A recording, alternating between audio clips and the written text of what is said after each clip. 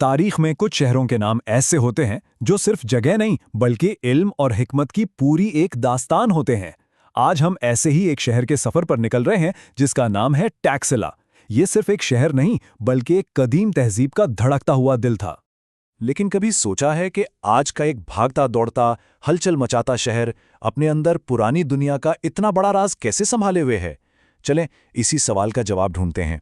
तो आज अगर हम देखें तो टैक्सला पाकिस्तान की कैपिटल इस्लामाबाद के पास ही जीटी रोड पर एक शहर है, लेकिन इसकी जो आज की सड़कें हैं उनके नीचे एक पूरी अलग ही दुनिया बसी हुई है।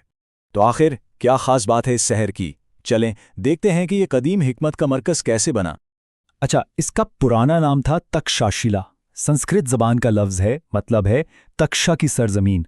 और ये नाम ही ना अपने अंदर एक गहरी तारीख रखता है। सिर्फ एक नाम नहीं है, ये एक पूरी तहजीब की कहानी है।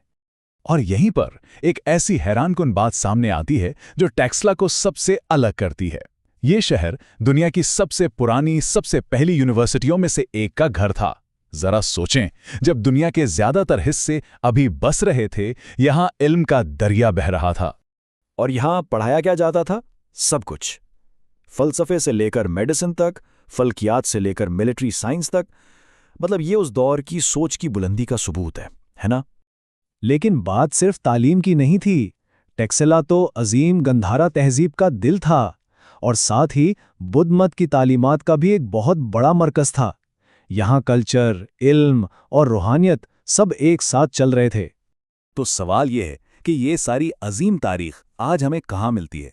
इसका जवाब इन पत्थरों में है जो हजारों साल से वहीं खड़े हैं। आज भी अगर आप टैक्सला जाएं तो उसके खंडरात खुद बोलते हैं।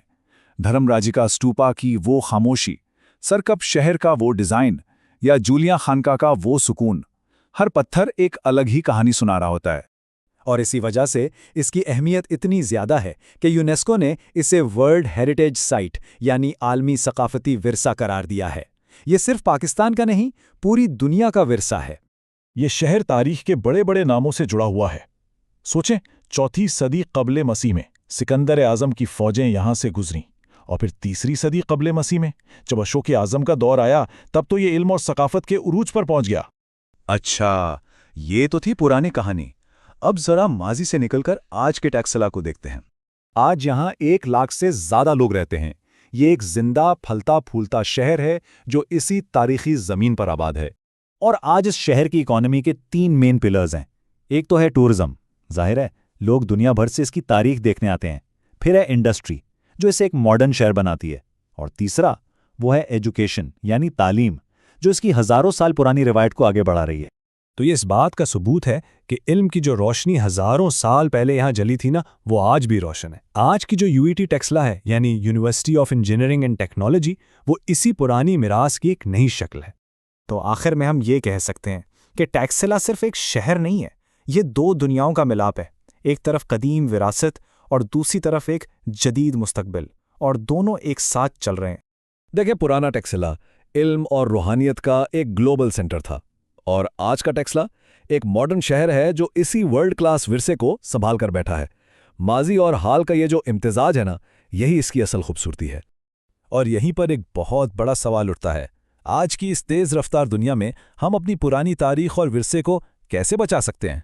टैक्सला इस चैलेंज की एक जीती जागती मिसाल है जो हमें सोचने पे मजबूर करती है ना?